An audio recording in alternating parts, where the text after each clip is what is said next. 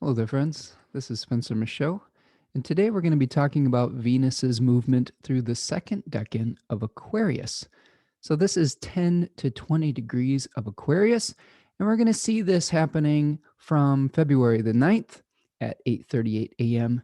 to February the 17th at 8:18 a.m. Eastern Standard Time.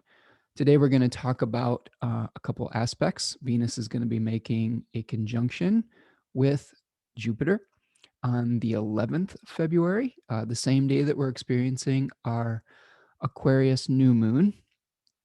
Venus will also then conjoin Mercury retrograde on February the 13th. So we will break that down.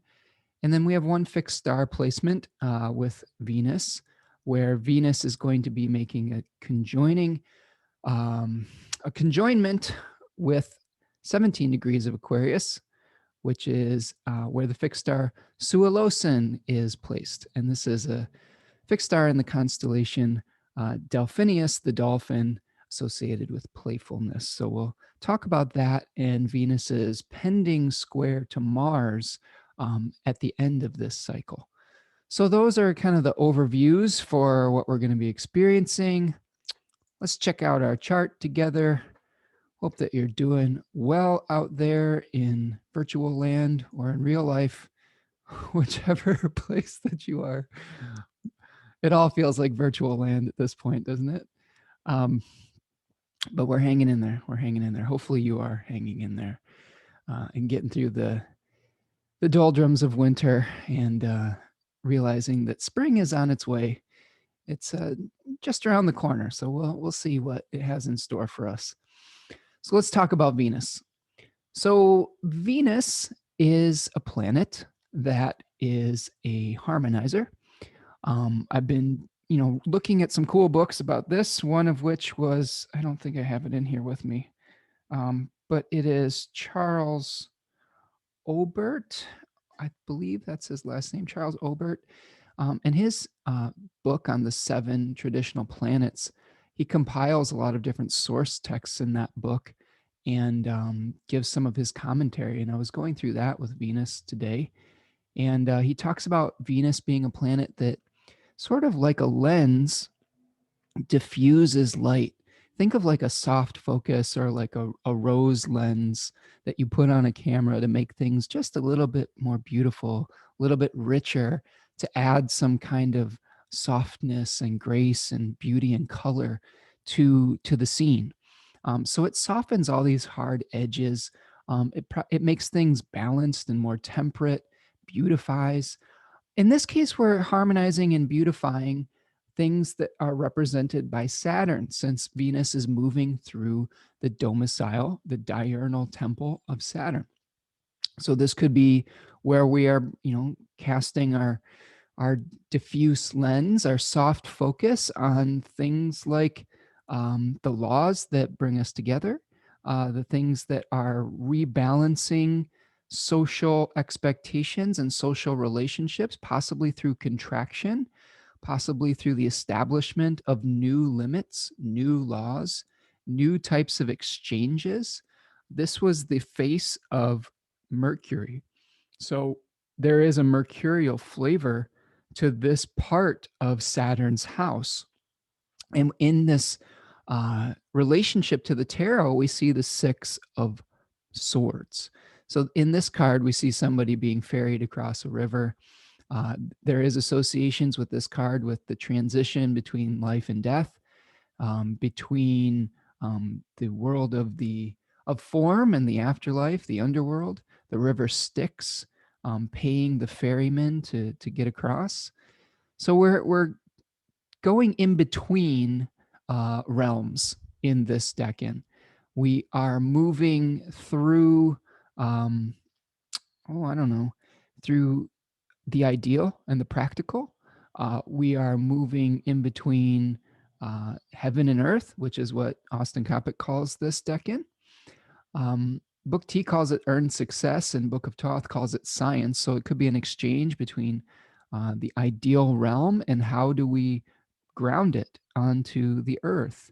One of my favorite animals that I come across quite often here in Michigan is the nuthatch, which is a small woodpecker-like bird that climbs down trees. And that bird has some significations with bringing wisdom down to the earth and being able to move between the realm of the sky and the realm of the earth. So this could be a time period where we are able to bring some of these practical, idealistic visions into our cultural exchanges, into manifestation. That's another thing that we could think about with this. So thoughtful exchanges, harmonious commerce. I'm looking at some of my notes here. Blending the old and the new. That's another transition, the past and the future. Facilitating a safe passage or journey away from the known. One of our main themes with Aquarius is leaving something behind. In our story, we've seen that in the Five of Swords, we've experienced potentially a defeat where we are going off into exile, maybe even intentional exile because we're leaving the herd behind. We're leaving behind the um, whatever the accepted ethos of the time is and trying to move into something new. And in this decan, this is the process of leaving it all behind. In the third decan, we see, you know, a the final I don't know, not the final countdown, do the final journey, the final leaving, the untying of the karmic knot. But in this decan, we have like an exchange between the old and the new, the past and the present and the future. Okay, so what are we looking at with the condition of Venus in this area? While Venus does have some dignity in the first few degrees of this decan, she will be on her own terms from 7 to 13 degrees of Aquarius, and then she will move into the terms of Jupiter, another benefic planet, from 13 to 20 degrees. So we have benefic bound lords. So this is a positive condition for a planet when it has lenient teachers or curriculum setters. Again, the face rulers for Aquarius 2 are, it's a double Mercury decan, where we have Mercury as the Chaldean ruler, the descending Chaldean order ruler, and the triplicity ruler. So this is very much an exchange type of energy. Okay, Mercury likes to move between worlds. Tarot card is the Six of Swords, as we've said. The daimon associated with this decan is Phobos. And Phobos is a son of Ares, or a son of Mars. It was something where if you were going into battle, you were trying to arouse fear in your enemy to make them run away. But if Venus is here, we may be pacifying some of that fear. We may be releasing some of our natural inclination to run away from a situation out of fear. And that may help us to relax a little bit. So thinking about that as one of the daimons here, maybe we can either use that energy to create some harmony where we want to run away from something and leave something behind, or we could relax that impulse within us so that we're not making decisions based on fear and maybe making decisions more on love and optimism and hope. Okay, so we've got Phobos there. Let's see what else we have. When we're talking about Venus, one of the things that came up in my studies this week was been reading lots of Liz Green. And if you're not familiar with Liz Green, wonderful, wonderful mythological and psychological astrologer. And because she leans very heavily on myth and archetype, in books that she wrote roughly 30 years ago, she anticipates a lot of the discoveries that have been made, I would say, in the last 20 years through things like Project Hindsight and translations of old texts and rediscovery of old systems of knowledge. It's really interesting to see that play out. I'm reading the book Astrology of Fate by Liz Green right now, and she talks a lot about Venus.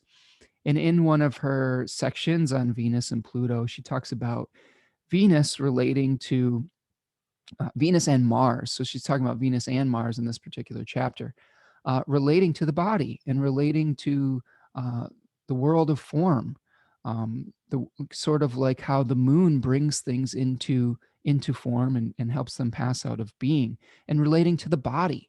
So this is really anticipating the concept of sect, the kind of doctrine where planets are more on a political party of either the sun and the moon.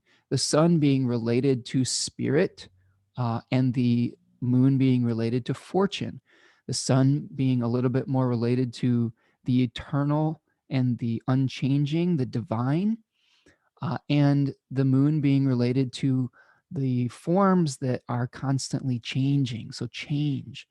So we have to relate Venus to that lunar sect. It's a lunar planet. It's the feminine, you know, I don't know how you could say it, the receptive quality of the lunar sect, where we are trying to, we desire things, but we're desiring to receive good fortune. Okay.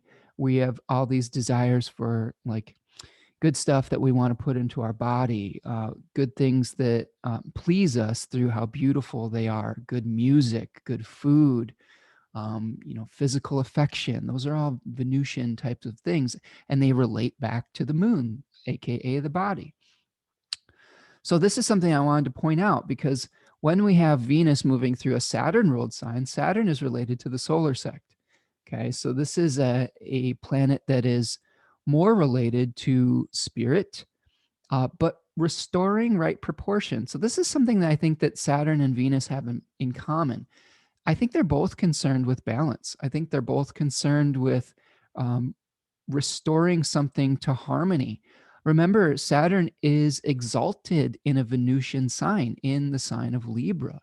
So, Saturn has that quality of nemesis, restoring right proportion. So this seems to be like a somewhat of an interesting combination with the sun moving through a Saturnian sign, because we are restoring right proportion and bringing balance to a more collective experience of our ideals, of the way that we arrange society, of law, of um, new types of systems that we want to arrange our shared cultural values through. And that may come through some necessary contractions, maybe some necessary punishments. I think we have to think about punishment in a slightly different way. It's not always negative. I think that sometimes when we have an excess, we need to contract it to restore that harmony and to restore balance. So thinking about it in that way can be a really liberating way of experiencing Venus in this sign. Um, so thinking about it like this, you could say we're creating good fortune potentially through bad spirit, quote unquote. But we can also think about that just as the contractions or the difficulties that we may experience. Because as human beings, we probably prefer growth over death and contraction. And it may feel like painful and like a punishment to have an experience of loneliness, abandonment, all of those things, because we're social creatures. We want unity and connection. But we may be able to create good fortune through that kind of separation, through that contraction, through that rebalancing, through that maturation, and through discipline, really, through creating limits to our desires. I think this is interesting too, is when we are able to limit our attachments, okay, to the body, to rich foods, through anything that could, if we use to excess, could become an addiction. When we limit those things, we can create harmony and balance. There is such a thing as too much of a good thing, and that can create corruption eventually. So when we are thinking about Venus in a Saturn ruled sign, you could say, what is enough? How do I create limits even to my desires? How do I create limits to my idealism? So that's one thing to meditate on as Venus moves through Aquarius too. Okay, so here's some notes I had written down with this specific decan. Exotic charm, attraction to things outside the norm, appreciation of freedom, intellectual exchanges. This brings us back to the Mercury function of this particular face. Desire to harmonize multiple factions of a society, attraction to all slices of humanity and of deities, right? And of, the divine. So this may be a Venus, between 10 and 20 degrees of Aquarius, where you're more attracted to humanity itself rather than an individual, where you are attracted to an idea, but not necessarily the physical manifestation of it. There's probably a lot of bridge builders that have this as a natal placement, people who are able to see how all the pieces fit together. They're able to hover above their life, and instead of getting focused on a very narrow piece of something, they're seeing how to create connections between all of these disparate elements, sort of like a spider weaving an intricate web, and being able to create harmony, or like a jigsaw puzzle master who sees all these different pieces but is able to connect them into some beautiful, coherent picture. Okay. That's a good image for this, doing a jigsaw puzzle. I bet there's people right now in the middle of winter who are doing some beautiful puzzles right now. That might be a pleasurable experience, I think, with Venus in this decan. Okay, so let's move forward to some of the aspects. Before I do that, Venus is co-present. We can see here Venus is co-present with a number of planets. We have a giant stack up in Aquarius right now with Saturn, Venus, Jupiter, Mercury retrograde, the sun, and eventually the moon at the new moon on the 11th will be all hanging out in Aquarius. So a huge gathering of deities, of celestial gods in the same temple. This is quite an amazing time that we're living through, because all of these planets have a similar impetus for doing what they're doing. We are trying to balance out a number of different ways of achieving a similar goal. And I think in Aquarius, that goal is moving from the past to the future and creating some kind of new arrangement for a society that is more functional over time. Okay. The only thing that we have that isn't really in Aquarius right now that is of note and making a whole sign aspect is Mars. And Mars is co-present with Uranus. So I guess we can say both of those planets are making a whole sign square. So we may be seeing some anger, some separation coming up due to our being shaken out of our normal physical routines, the way that we've always done something, the way that we've always created material prosperity, the way that we are desiring to distribute resources. So this is one interesting,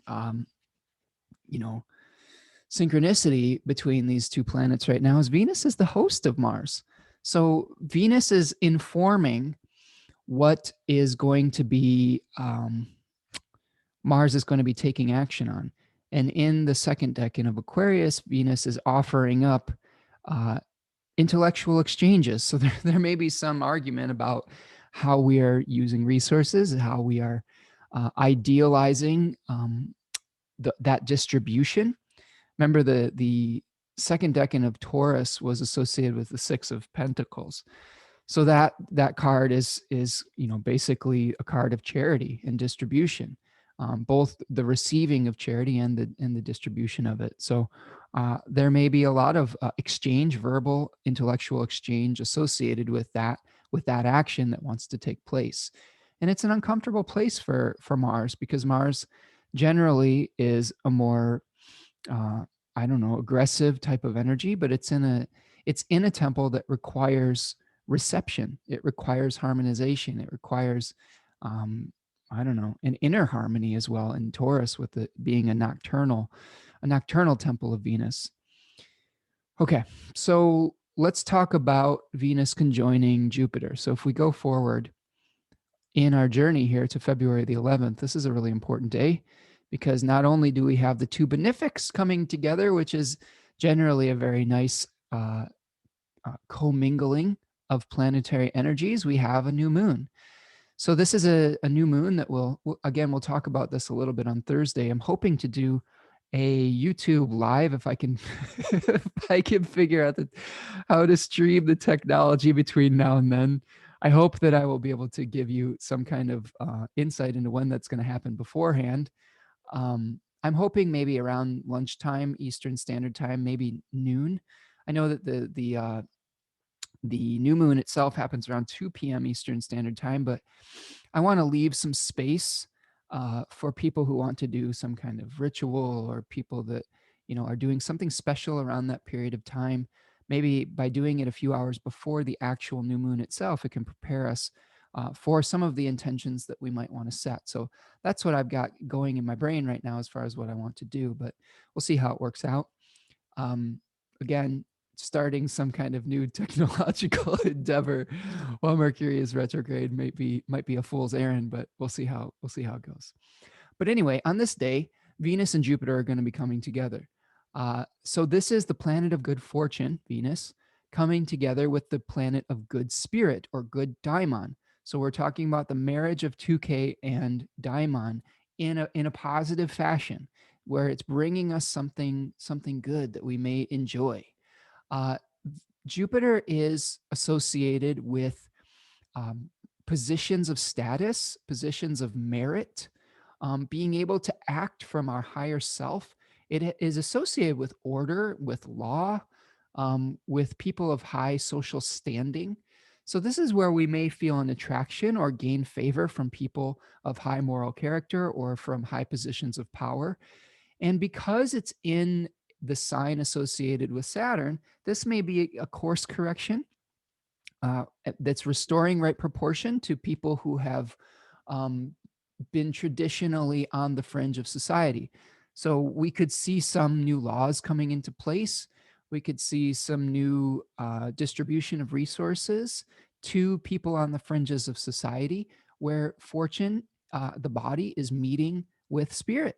So I'm hopeful for this new moon that there will be something where those two things coming together could be a really nice rebalancing and a redistribution of fairness, of law, of resources to those on the fringes of society. I think we could see a really nice, the beginning of something really hopeful and beneficial at this particular timing with these two planets coming together.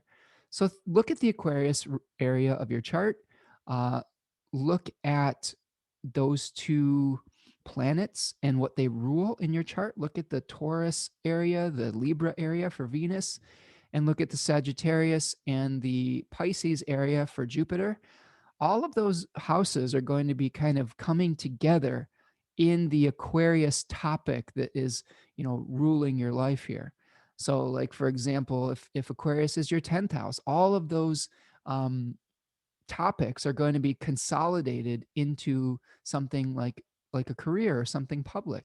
If it's through your 7th house, all of those topics in your chart, um, you know this would be something where you're consolidating 10th house, 3rd house, 5th house, 8th house, are all going to be expressed through a 7th house type of experience, through partnerships, through relationships to the public, through coming through some kind of completion. 7th house was like the seventh, the setting house, where the sun would go beneath the surface and we'd come to some kind of celebration of an ending. So look in your own chart and try to extrapolate those things out. Again, if you have difficulty with that, I am free to do readings if you want to kind of go through this together. That's always something I'm excited to help clients with, to be sort of a translator for these things for you. Okay, so again, new moon, 23 degrees of Aquarius. There is a fixed star at 23 degrees of Aquarius, a few fixed stars actually, Sal del Sud and Deneb El Gedi, which were fairly fortunate actually as well. Like, we had an ancient lawgiver, Deneb El Gedi, in the tail of Capricorn, and Sa del Sud was the shoulder of Aquarius, the water pourer that was kind of cleansing kind of the dirty things. Like, it was associated with Hercules' labor cleansing those stalls that hadn't been cleaned in, like, 30,000 years or whatever.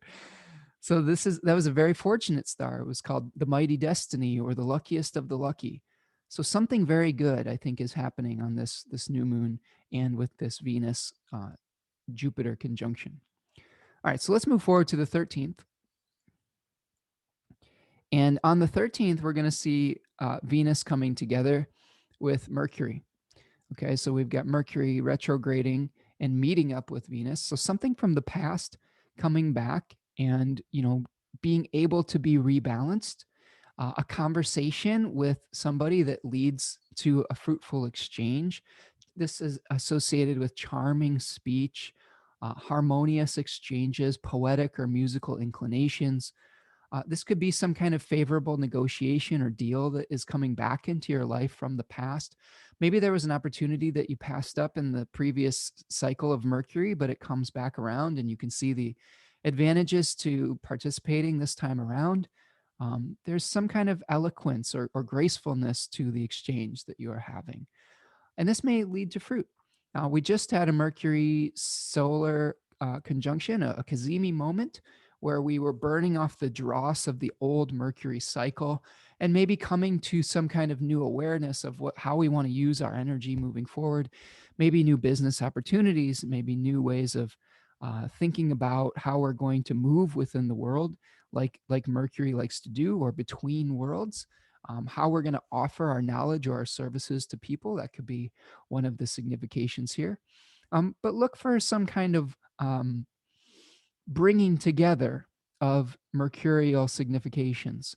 So this could be where you're having some kind of questions. You're asking good questions. I think that could be something. You're asking questions about how do we unify the disparate parts of the whole. Okay, because Mercury is always a questioner. And Venus is something that is harmonizing and unifying. So if you are, let's say, where Mercury is bringing somebody to the stand, this may be questioning somebody who is giving testimony in your favor. Okay, so this may be you're bringing up a witness from the past that had already given testimony, but now they're giving another testimony that maybe it was some good fortune that you didn't recognize. Okay, so again, this is another fairly positive thing. Although I wouldn't think about this aspect, or this, I guess it's not an aspect in the traditional sense, this commingling of energies. This is one that may not be as long term as that Venus Jupiter conjunction or Venus Saturn conjunction. Both of these planets are fairly quickly moving. So this may be a more temporary type of experience that comes out of this meeting of the minds. All right. On the 15th of February, this is where we're starting to get into some challenging territory. Now, we do have a fixed star conjunction at 17 degrees of Aquarius. Sualocin is a fixed star in the constellation Delphinius. One little side note that I mentioned when the sun was going through this decan was that this is Nicholas spelled backwards. There's a little star lore in William Olcott's book about a particular astronomer who had an assistant named Nicholas, and he he immortalized him in the stars by spelling his name backwards and then assigning it to this area of the zodiac. I believe his last name was spelled backwards with another fixed star in this area as well. And who knows, who knows if that's like, fact or fiction, but it seems pretty interesting how that all played out. Now, Delphinius is the dolphin, which has had associations with humor, playfulness, assisting sailors on their journeys. So there may come another assistance that comes potentially through good humor, through parody.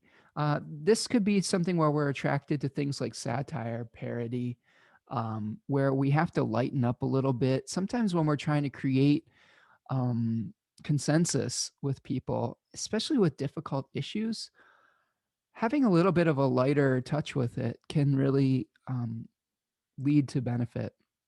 I know that when we're talking about a lot of serious topics over and over again, we can get exhausted, we can lose our hope. But if we are able to see things through the lens of good humor and through maybe having a joyful exchange with somebody, I think that can sometimes tip the scales in our favor. So try to be lighthearted. if you can. Now, there is a warning I have with this. Um, if you, as you can see in our chart here, around the 15th, we're going to start an application of Venus to Mars, a square from Venus to Mars. So when you are making light of something or using your humor, I guess just be careful that it doesn't extend into becoming offensive or like, you know, creating enmity between you and somebody else. So you could think of something like you were trying to just play a joke on somebody, but it could lead to an argument. So I guess just be careful with that. Like, keep that in mind that Venus is going to be within a 3-degree application of Mars throughout the end of its journey through Aquarius 2. It's not going to perfect the aspect until the beginning of Aquarius 3, but we will be feeling this tension between the actions that we want to take out in the world and through our creation of material security and our more idealized visions of how we want to arrange the big picture of our life. So that's something to think about as these two planets come together. We are really trying to unify all the different pieces of our life and hover over our life and see how they all fit together. Um, and we're wanting to do that to create material stability. But that those two things often are in conflict with one another. Sometimes our idealism can make it difficult for us to take action on things. I know for me personally, I experienced this with a Venus Mars square, with Venus in Gemini and Mars in Virgo. So it's a similar air earth type of energy where my attraction to multiplicity and, like, you know, uh, intellectual exchanges can sometimes run into my need to pare things down and to eliminate options.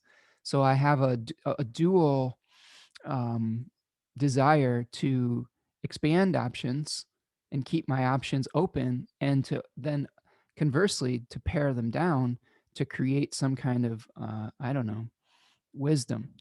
And here we see a similar energy. It's based on idealism versus practicality. Okay. So here it's about organizing the overview of our life, the systems of our life, and how we're creating internal harmony through that and material security. All right. So those are the aspects that we have going on for this decanic journey. Now, what we will do is we will talk about our I-Ching reading for the week. So I will draw this for you here. Every week, I like to do an I-Ching reading now for every planetary decanic transit. This is part of what I call integrative divination or interdisciplinary divination. And I'll tell you what, one of the things that I've been kicking around in my brain lately is, oops, that's a solid line, is doing a class, some kind of class like this. Um, there's so many things that I'm interested in, hence the Venus and Gemini, but I want to be able to teach them and to bring them to the masses. But I really I see value in not just committing to one particular system. I see how they interact, and I want to be able to bring them all together in a more unified type of experience. And I'm trying to figure out how that would look as a class, but that thing just keeps repeating in my brain over and over again. Integrative divination, learning multiple systems at the same time, and the philosophical foundations behind them so we can communicate with the divine and be translators through multiple systems, through looking at fixed stars, astrology, the tarot, through things like the I Ching, through animal symbolism and numbers. I think they all can be something that can create a cohesive whole, because it's the divine, right? How are we going to limit the way that the divine is going to speak to us? It's if it's omnipotent or omnipresent, it should be able to communicate with us through multiple systems. And I just happen to have an interest in a lot of those things. So keep your eyes peeled for that. We'll see how that comes to fruition. Okay, so the hexagram for this week is 35, which is called progress or advancing. And it is moving to a hexagram called contemplating or viewing. So, what we are looking at here with Venus, we may want to advance. We may want to take advantage of opportunities. We may be presented with opportunities during this period of time, especially with the conjunction with Jupiter. So this is some questions that came up in the translation that I like, Hilary Barrett's translation. It says, "What gifts and opportunities have been given? How can you make the most of them?" It says, "A gift of horses used to multiply and magnify the gift." So this is not just about being a gift. This is about how do you uh, use opportunities to create more opportunities. And that really seems to be a Venus Jupiter type of thing where we may receive some good fortune and we may want to have a desire to multiply it through that Jupiterian type of expansion, to that Jupiterian good spirit, through the goodwill, through making things bigger. You know, we say, "Oh, we've got this one opportunity. How can we continue to send it off into the stratosphere?" But I would be careful with that. Okay. So you may want to seize this opportunity and use it to create more. Now, the challenge is that we are in a Saturnian sign. And I know in my personal experience, I've had some opportunities come up that I just haven't been in the position to take full advantage of. Um, and just through circumstance, through maybe it just not being the right time for me to do it, maybe through, I don't know, through other reasons. Uh, I don't know. Could be through just my own like hesitation to expand my world and maybe feeling overwhelmed with what the opportunity might bring. Uh, Not every opportunity is always what it seems. I've experienced that in the past where I thought I was getting involved in something really good and it ended up being something that just completely overwhelmed me. So, in my own personal experience, I've been kind of uh, taking stock of whether what is coming to me fits in with the greater vision of what I want to achieve. And that's having me ask all these questions of what do I really want to achieve? And I don't know if I'm completely clear on that yet. And I think that when you're not clear on what you want to achieve, it's very difficult to know what type of opportunity is going to move you forward if you don't know where you're going. And this brings me to the changing line number 4. This I-Ching reading really resonated with me. It said, "Advancing like a long-tailed rodent or a squirrel." It says, "Danger." It says, "We may be advancing in an opportunistic way with myopic vision, without purpose, without seeing the bigger picture. We might be motivated by fear of loss." So when we are presented with opportunities, this a lot of the interpretations talked about a rodent that was um, working around the periphery of like a grain silo, just gathering little pieces here and there. Like maybe there was a, you know, when people are filling the grain cycle or silo, little spills of I don't know, corn or wheat or something are going off into the periphery of the silo. And like a rodent, you may be gathering these little tiny things. And you may not be aware that there's this huge grain silo that you're right next to. So it's like we're not seeing the forest for the trees type of thing. When we are constantly obsessed with just the tiny little things that are right in front of our face, we may not know where those little opportunities could lead us if we're able to pull back and see things from a kind of a helicopter view, kind of like from the view of standing on top of the mountain and seeing off into the distance. Okay, so this is one thing to think about. And we move to line number 5, where it says, "Regrets vanish. Do not worry. Let go of measuring gains and losses. Perhaps you are regretting a missed opportunity, and detachment can bring benefit. There may be hidden reasons to trust in a divine plan." So this may be where we're looking back and saying, "Oh man, I missed out on this thing, and it looked like this great thing." But it could be maybe periphery grain, and there may be something that you're really trying to move towards, and maybe it fit into that big picture, and maybe it didn't. Okay, and so that's something I want you to ask yourself. A lot of times we get off track because we're measuring our progress against that of other people. This is something that I am so guilty of this. And I'll admit some vulnerability here. And this is, I don't think this is uncommon in the age of social media. It is so easy to measure our progress against uh, the illusion that is created by other people's expression. And I say illusion, and I'm guilty of this too. As people on social media, we present a certain part of ourselves, a certain face. We are very carefully curating what we are putting out into the world, and it is not the entire picture of our life. And it's very dangerous sometimes to measure ourselves against the very carefully curated visions that people put out there. We don't see all of the successes and failures that they've gone through to get to that point. We don't see all the hard work, all the grit, all the self doubt, all the challenges and conflicts that they've gone through, all the things that they may have had to give up to create success. Um, as a person who is very committed to having a functional family life, a lot of the decisions I make are, is this professional opportunity going to take time away from my family?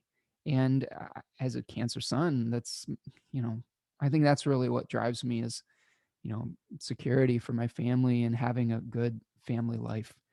And as a musician and as an astrologer, there have been a lot of times where I've just said, you know what, this feels like I would be overwhelmed and I wouldn't have time for uh, my daughter, my partner, my family. And I've just said, you know what, that's not for me right now. And that those are the types of things that you have to see when you're balancing things out. Another balancing factor to think about is, are the opportunities that are coming to you, will a material opportunity take away from your pursuit of knowledge or pursuit of wisdom? Another thing that I've had to weigh when I've had professional opportunities is, um, will my involvement in this endeavor take away from my studies and my desire to find truth?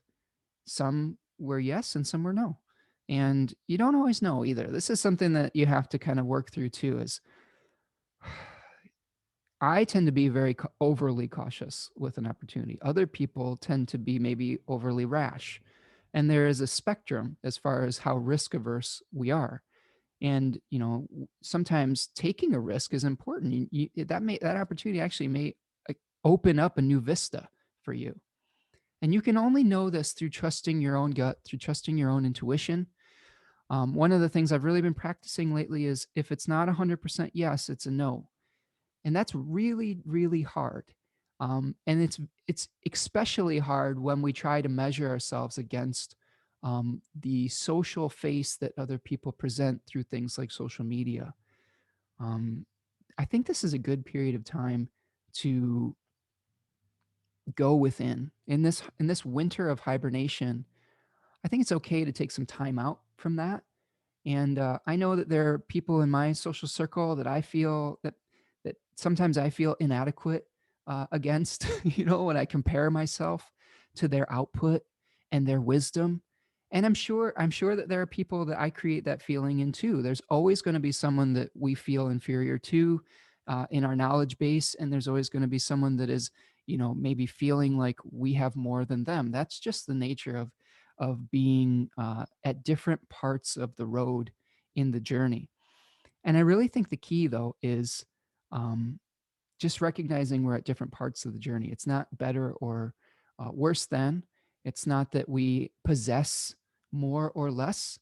It's just that we're at a different part of the road.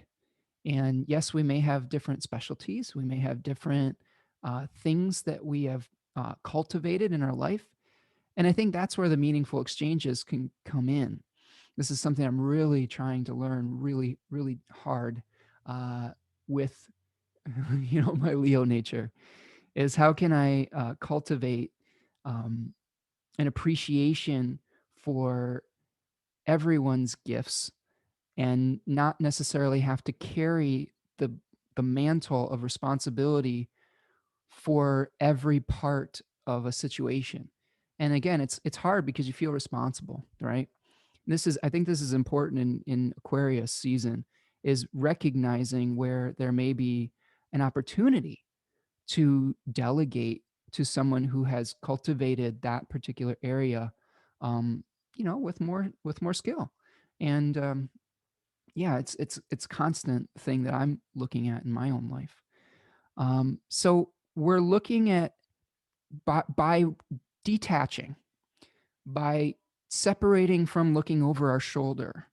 And this can happen in many different ways. Maybe you take a technology fast or social media fast. Maybe, if there's somebody that makes you feel insecure on social media, just put them on mute for a little while so you can cultivate your own inner knowing. I think that's actually kind of healthy too. You don't always have to be looking over your shoulder. If there's somebody in your life that, even through their skill, makes you feel less than, it's okay to just say, I'm not gonna bring that into my experience today, so that I can get in touch with my own inner knowing. And this can lead to being able to have vision in your life. This is what 20 is talking about: contemplating, viewing. So some of the questions that come up with this: when you stop searching, what comes into view? If you had no preconceptions, what might you see? Okay. So seeing how it all fits together, this is something I was talking about earlier. Taking the long view, reviewing the past with Mercury retrograde to see how you are going to move into the future.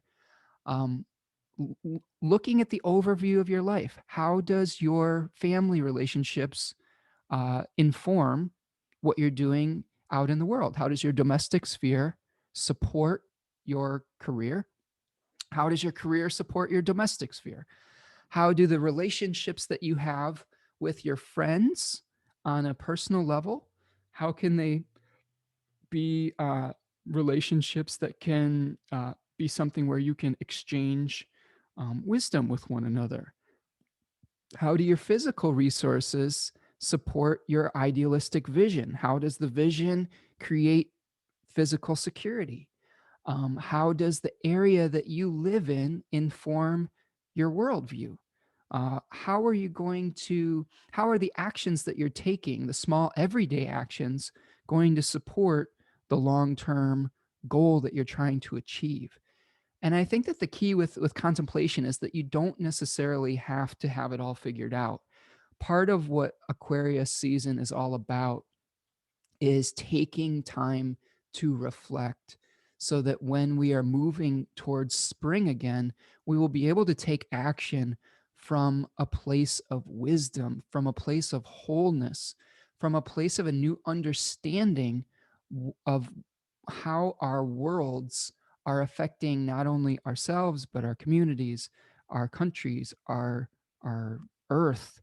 Okay. Like seeing the overview, the big picture. So I would encourage you this week, okay? You may be presented with opportunities. You may be regretting an opportunity past. Okay, just let that go. There's probably a reason why, if something didn't work out, you don't have to regret. You don't have to look over your shoulder. You don't have to feel envy or discontent because somebody may be on a different point in the road of you as you. Um, Trust in the divine plan. Hover over your own life, see how it fits into your different communities, your different areas of life. And then by taking that time, by taking that reflection and listening to the inner voice, try to get to the 100% yes. Again, let me repeat.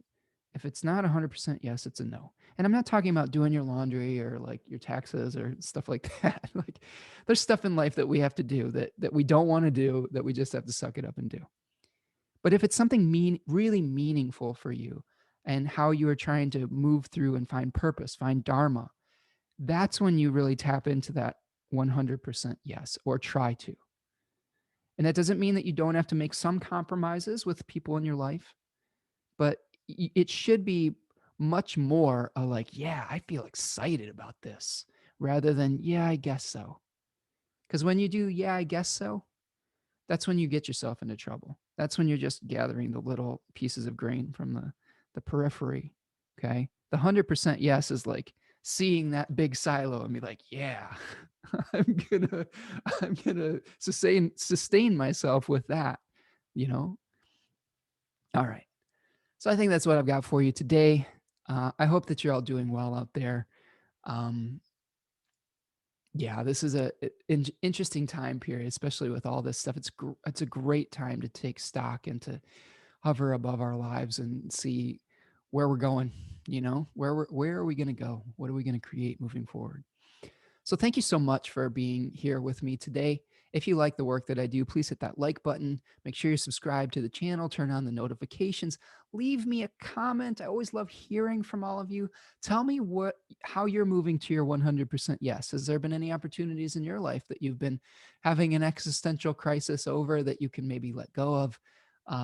How are you going to get in touch with that inner spark and that inner flame? I want to hear your story. Um, yeah, and let me know if you're interested in the Instagram or the YouTube live. That's something I'm going to try to put together. Again, I'm thinking about lunchtime on Thursday, the 11th. So keep your eyes out for that. And yeah, if you want to make a material donation to the work that I'm doing, I have a Venmo at Spencer Michaud or a PayPal me, paypal.me backslash Spencer Michaud. And I always appreciate that. Thank you for helping me to do the work that I'm doing. And thank you for buying me time to do this research and to do this work to bring you these videos. So that's what I've got for you today. Be kind to one another. Most importantly, be kind to yourself. And I will see you the next time. Peace.